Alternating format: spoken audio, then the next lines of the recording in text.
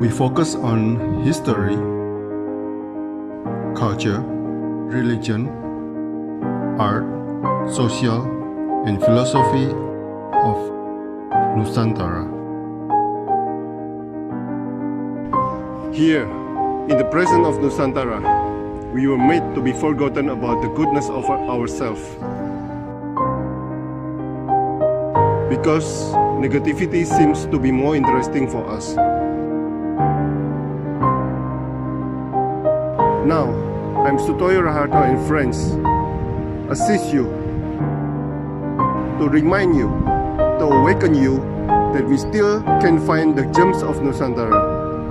They are the great sights of Nusantara.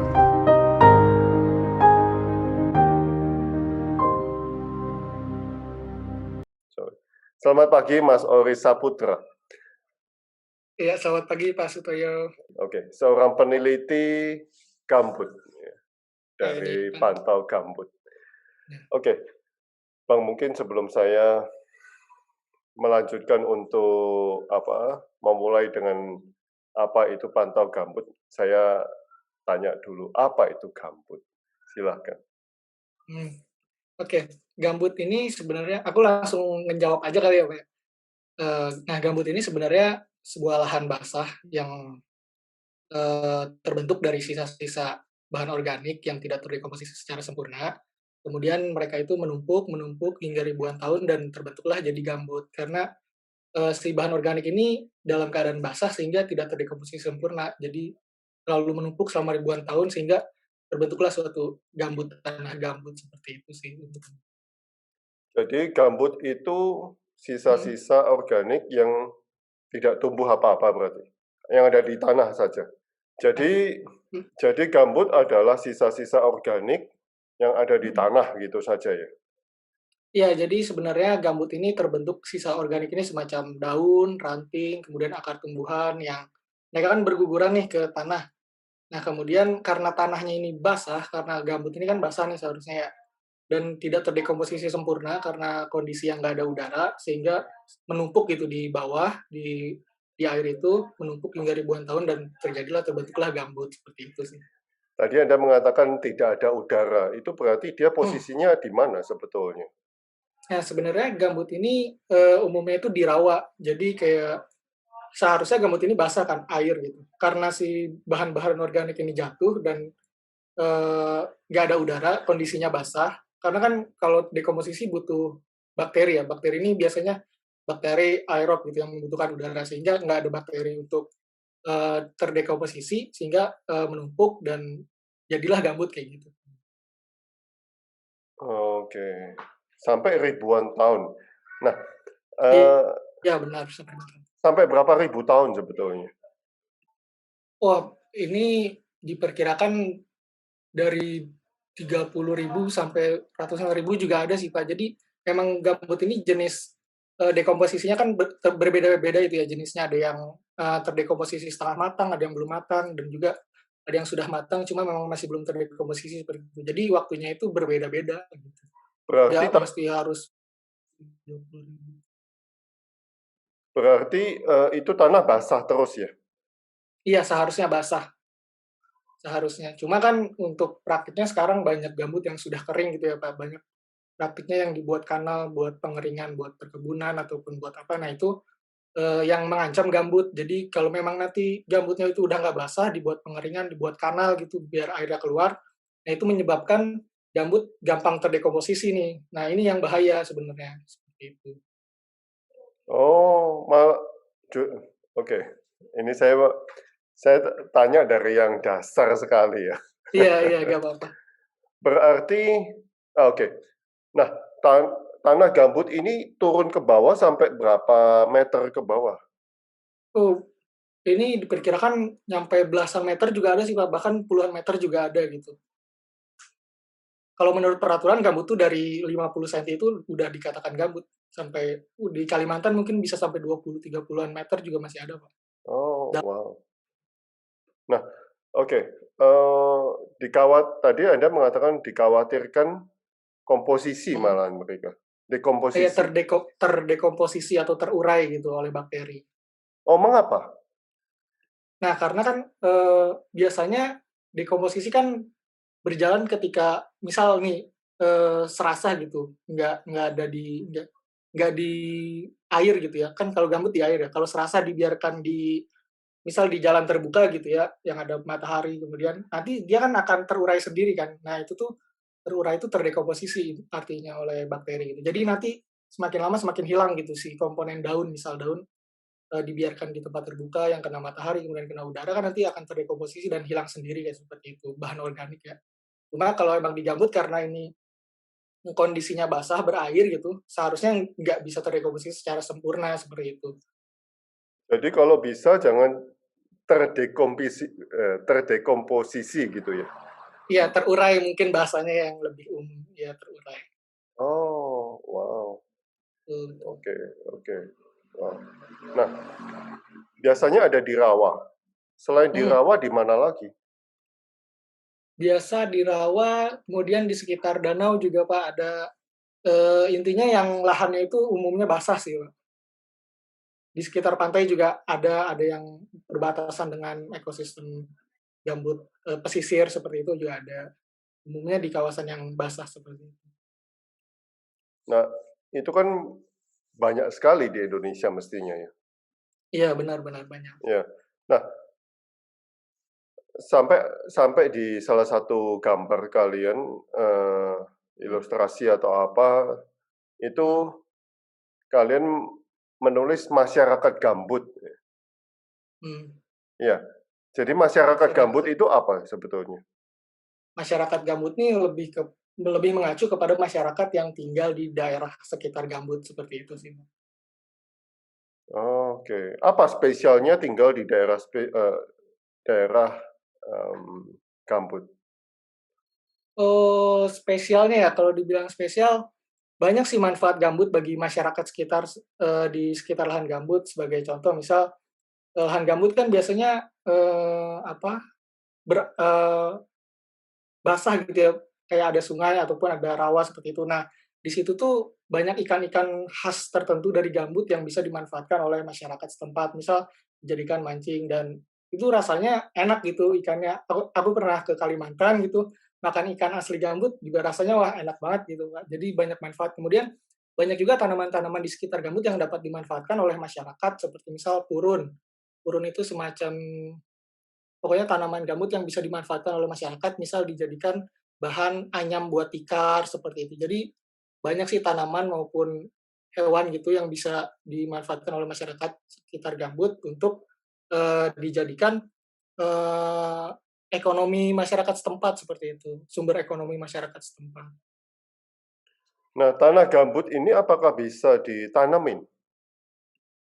Oh, bisa, cuma, memang gambut ini karena kondisinya balik lagi basah, jadi hanya beberapa tanaman tertentu yang mungkin bisa tumbuh di lahan gambut. Jadi nggak sembarang tanaman yang bisa, hidup di lahan gambut, karena memang kondisinya ini unik kan, basah gitu. Dan kayak misal sawit sebenarnya nggak bisa tumbuh di lahan gambut, karena sawit ini kan harusnya di lahan yang nggak basah gitu, kering.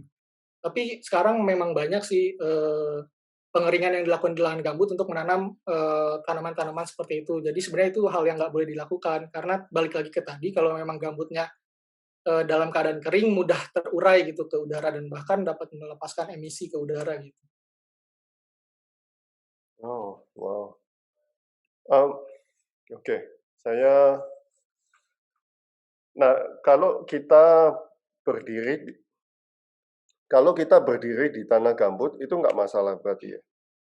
Nggak masalah sebenarnya, Pak. Cuma emang berdiri di lahan gambut tuh lebih gimana ya, lebih tanahnya itu lebih empuk, seperti itulah bisa dikatakan lebih empuk gambut daripada tanah mineral biasa. Karena memang, eee, porositas atau bisa dibilang, apa ya, rongga-rongga gambut ini lebih besar daripada tanah biasa dan biasanya diisi oleh air gitu. Jadi lebih lembek seperti itulah tanah gambut kalau kita injak. Cuma nggak masalah sih, Pak. Cuma memang ada di beberapa tempat yang mungkin kita nginjak kemudian ternyata dalam bisa kejeblos kayak gitu, bisa. Cuma pada umumnya sih lebih lebih apa, lebih lebih lembek gitu daripada tanah biasa, tanah mineral biasa. Itu dia nggak bisa nyedot kita berarti? Enggak bisa. Oh, Nggak seperti yang di Bukan kayak film-film ya. lumpur hisap gitu, bukan seperti lumpur hisap, bukan. Oke, oke. Bagaimana kita bisa tahu itu tanah gambut atau tanah biasa? Hmm, itu, kalau dari ciri fisik mungkin tanah gambut ini lebih lebih berwarna orange gitu ya, kemerahan. Kemudian, Orange, oh bukan hitam berarti ya.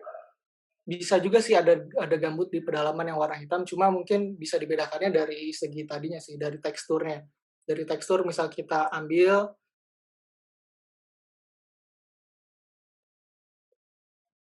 Putus, putus. kita pegang, kita remas gitu, halo? Ya, sampai ambil tadi, sampai Oke. ambil. Nah, sorry kalau koneksinya agak kurang bagus. Nggak apa-apa, nggak apa-apa.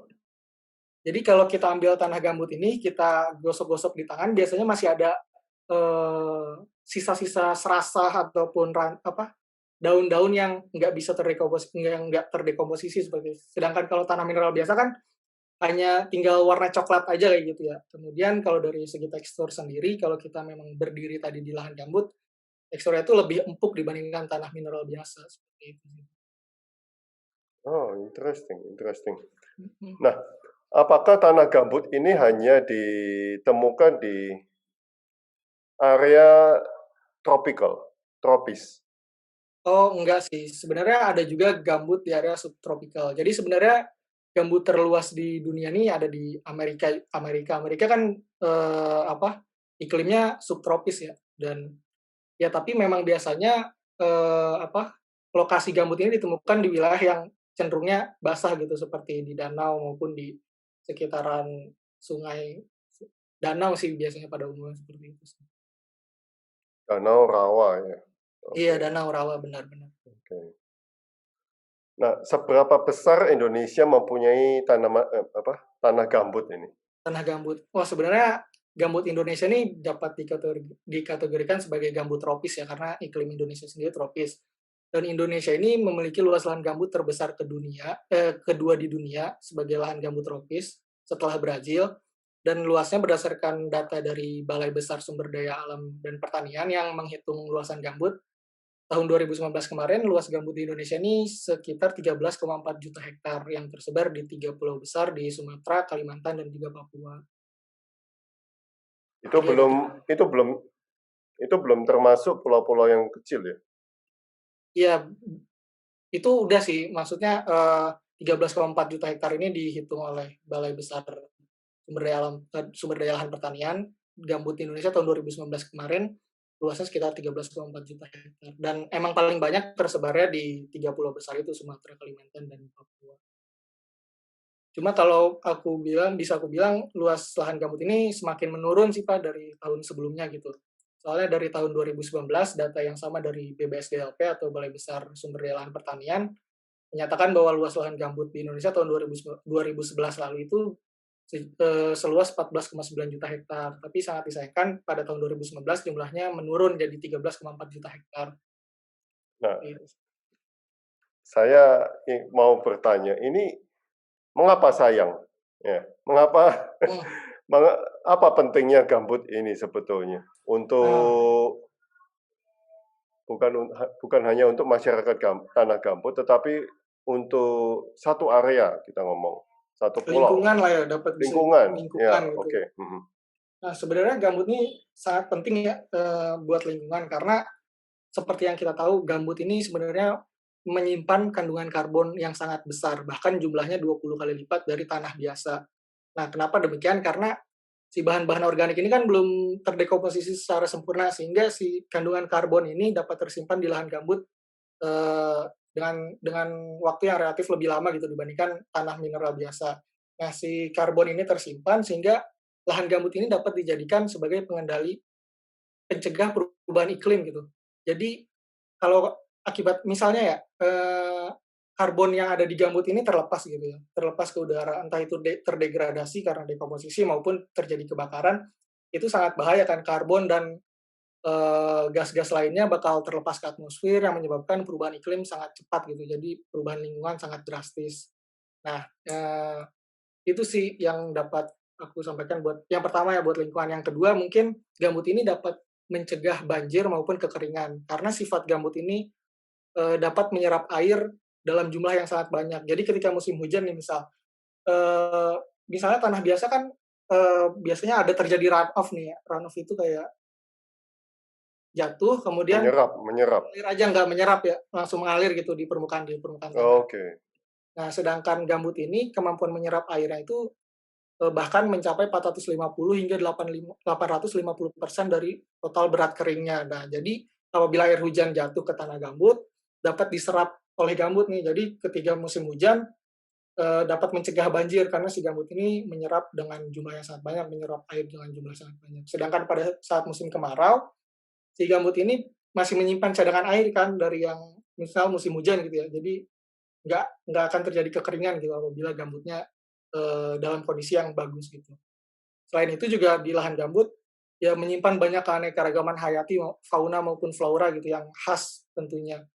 Karena ya lahan gambut tadi ekosistemnya cenderung basah, kayak misal ada satwa orangutan gitu ya yang biasanya umum ada di Kalimantan dan juga Sumatera. Kemudian ada juga tanaman jelutung maupun ramin yang mampu hidup di, kondisi lahan yang basah seperti itu sih.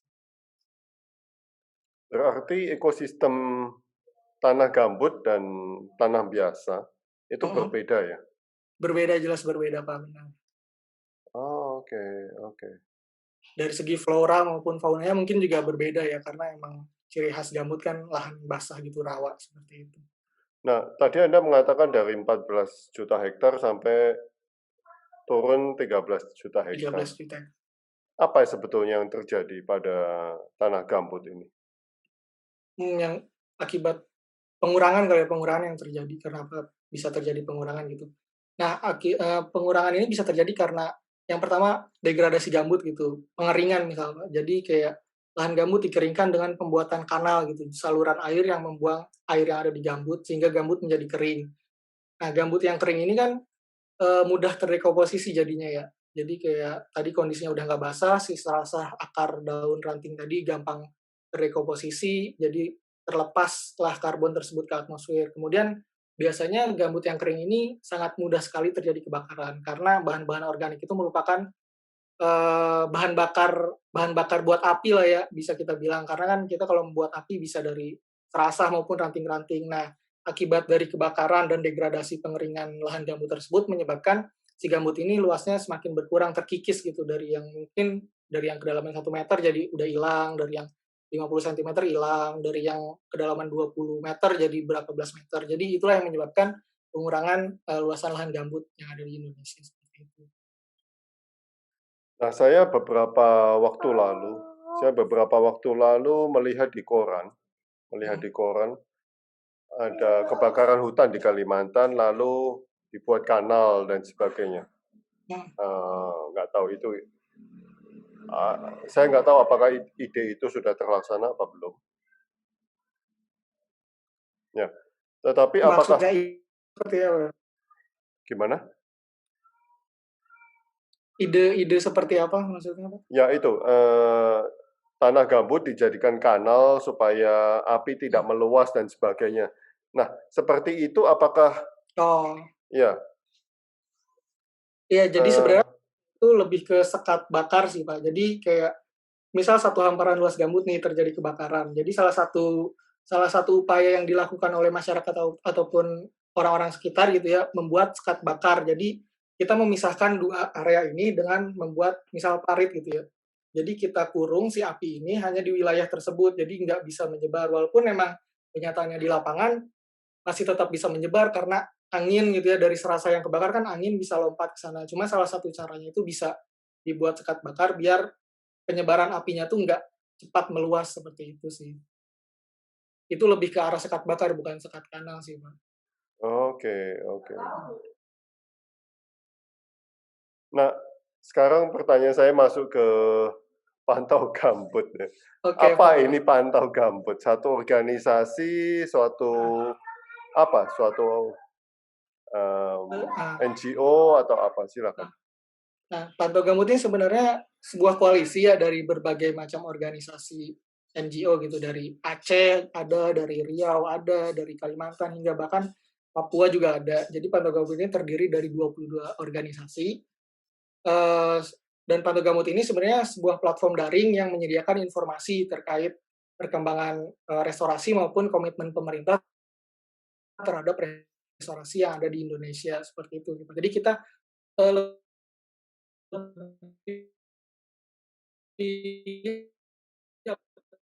lebih menyediakan kita bisa mengedukasi mereka, kemudian bisa juga mengkampanyekan via media sosial lainnya seperti Instagram, Twitter seperti itu terkait tentang uh, perlindungan ekosistem gambut kayak gitu sih.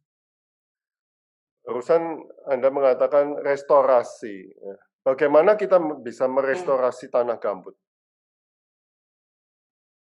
Sebenarnya restorasi yang telah dilakukan oleh pemerintah ini ada 3 cara nih ya, dari yang terdegradasi. Yang pertama dengan cara rewetting atau pembasahan kembali. Nah, biasanya pembasahan kembali ini dilakukan dengan pembangunan sekat kanal. Jadi kanal-kanal yang udah ada di gambut nih yang dibangun oleh misal perusahaan ataupun ya korporasi seperti itu untuk mengeringkan lahan gambut, kita sekat kanalnya, kita sekat kanalnya sehingga air yang ada di kanal tersebut nggak keluar.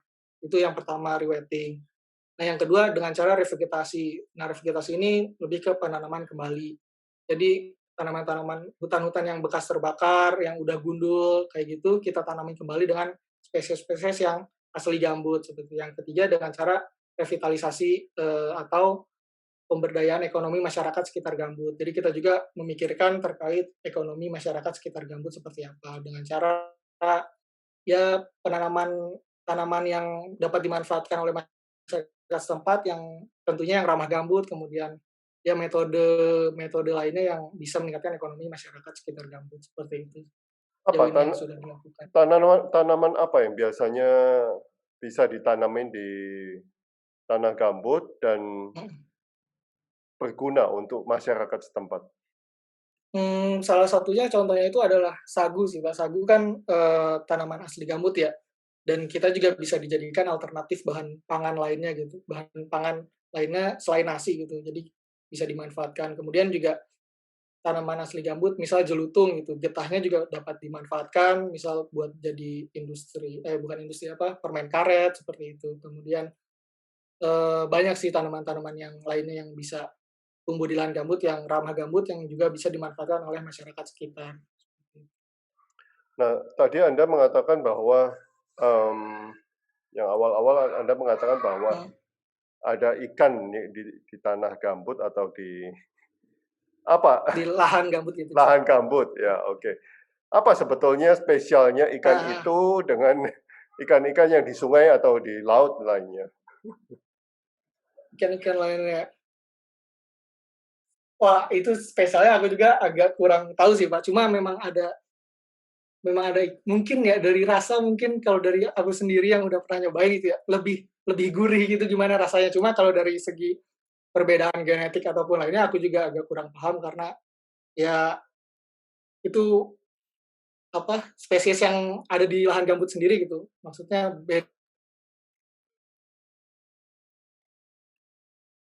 gitu dengan spesies yang ada di sungai-sungai. Ikan jenis tawar ya, bukan ikan laut seperti itu sih. Karena emang gambut kan air tawar. Berarti yang ada di lahan ikan yang di lahan gambut tidak bisa ditemukan di sungai ya?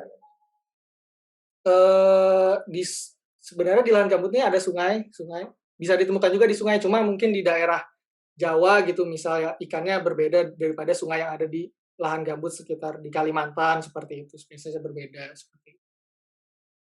Nah, apakah Pantau Gambut ini NGO atau apa?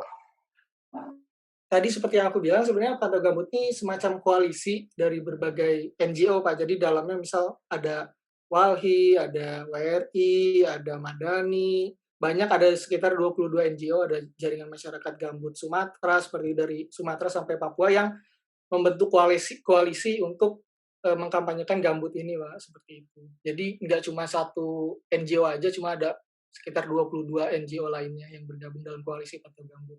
Nah, Mas Oris ini kan seorang peneliti katanya tadi. Apa yang diteliti sebetulnya, Mas? Nah, dari Pantau Gambut sendiri udah banyak sih yang diteliti, terutama terkait restorasi gambut di Indonesia. Sebagai contoh tahun 2019 lalu kita melakukan kunjungan lapangan sebelum adanya corona ya tentunya. Kita melakukan kunjungan lapangan ke Riau untuk melihat sejauh mana sih implementasi restorasi yang udah dilakukan oleh pemerintah gitu di daerah di Riau gitu. Terus kita kaitkan juga dengan kenapa ternyata di area restorasi ini masih terjadi kebakaran waktu itu di tahun 2019. Ternyata pas kita cek jawabannya seperti infrastrukturnya masih banyak yang rusak gitu ya. Ada yang 1 tahun dibuat, seperti sekat kanal dibuat, tahun 2019 sudah rusak seperti itu. Kemudian ada juga lokasi yang di mana implementasi restorasi itu masih belum dilakukan sehingga menyebabkan kebakaran masih terjadi seperti itu. Kemudian di akhir tahun 2019 juga kita pernah ke Aceh melakukan hal yang sama dan baru-baru ini juga kita melakukan riset terkait investigasi implementasi restorasi yang ada di wilayah perusahaan konsesi karena si wilayah perusahaan ini cenderung tertutup datanya dan nggak disebarluaskan ke masyarakat sehingga kita pengen melihat sebenarnya sejauh mana sih perusahaan perkebunan ataupun hutanan, HTI ataupun HGU gitu, melakukan pas kita lihat di lapangan masih banyak perusahaan yang nggak melakukan kegiatan restorasi ini dan masih banyak juga lahan-lahan yang seharusnya dilindungi malah ditanam oleh tanaman-tanaman industri seperti kelapa sawit maupun akasia seperti itu. Mungkin kalau kawan-kawan yang berminat gitu pengen lihat hasil publikasinya bisa mengunjungi website Pantau Gambut, ada publikasinya di situ. Wow, berarti ini non-government ya? Iya, non-government. Dan oke, dan siapa yang membiayai Pantau Gambut ini sebetulnya?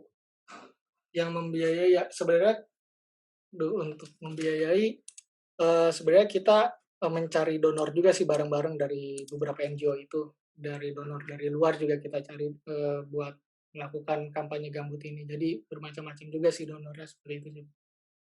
Nah, dari luar negeri ya, dari luar negeri Iya, berarti ya. Nah, iya, iya. apa yang mereka concern tentang tanah gambut di Indonesia? Concern mereka lebih kepada perlindungan si emisi sih Pak, karena kan ada emisi Indonesia yang di mana tahun 2030 nanti bakal mengurangi emisi sebesar 30% ya kalau nggak salah. Ternyata diundur lagi jadi tahun 2050. Jadi concern mereka lebih kepada pengurangan emisi sih. Karena gambut ini menyimpan karbon tadi dalam jumlah yang sangat banyak, 20 kali lipat daripada tanah biasa seperti itu. Concern mereka lebih kepada emisi karbonnya sih. Nah, oke Bang, satu lagi pertanyaan dari saya. Um, Oke. Oke. Terjadinya atau terbentuknya tanah gambut ini secara alami, 100% secara alami, atau manusia bisa mengkreasikan? Nah, sebenarnya ini lebih ke ya karena prosesnya juga lama, sebenarnya ini terjadi secara alami gitu dan bahkan ribuan tahun gitu buat membentuk tanah gambut. Jadi ini proses pembentukan gambut ini lebih alami, lebih dari bahan-bahan organik yang mati kemudian tidak terdekomposisi sehingga ya itu prosesnya semuanya alami sih untuk yang proses pembentukan gambut ini sangat sulit untuk sekarang misal manusia buat gambut mungkin itu waktunya juga kan secara alami ini bahkan ribuan hingga ratusan ribu tahun gitu. Jadi sangat sulit untuk misal manusia membuat gambut seperti itu, lebih alami sih. Nah, oke, ini kan pantau gambut ya. Tapi apakah ada alternatif lain selain tanah gambut Alternatif lain untuk apa maksudnya, Pak? untuk mengurangi emisi, untuk Oh, ya, Kak, eh, apa yang terjadi kalau tanah gambut ini hilang misalnya? iya, banyak sih maksudnya bencana-bencana alam pasti bakal terjadi gitu. Kayak tadi banjir, kemarau pasti terjadi di wilayah yang gambutnya udah rusak gitu ya. Karena udah nggak gambut udah nggak bakal bisa menyimpan air lagi. Kemudian karbon-karbon suhu bumi naik, jadi global warming semakin cepat seperti itu. Jadi ya seperti itu sih Pak, emisi-emisi bencana-bencana alam juga bakal terjadi kayak gitu. Oke, satu konklusi dari saya, apakah Hmm. gambut ini seperti sponge? Ya, benar. Sifatnya itu seperti spons. Dia itu dapat menyerap air dalam jumlah yang banyak. Kayak misal kita tetesin air ke spons, pasti dia nggak bakal menyimpan air gitu ya dalam jumlah yang banyak terus mengembang gitu. Sama seperti halnya gambut. Gambut juga kalau eh, hujan gitu, airnya itu bakal tersimpan di lahan gambut dan sifatnya seperti spons, nggak melepas air itu secara langsung seperti run off di tanah mineral biasa seperti itu. Oke, oke. Terima kasih Mas Oris atas waktunya, atas Oh iya, penjelasannya. Sangat terima bermanfaat kasih ini. juga.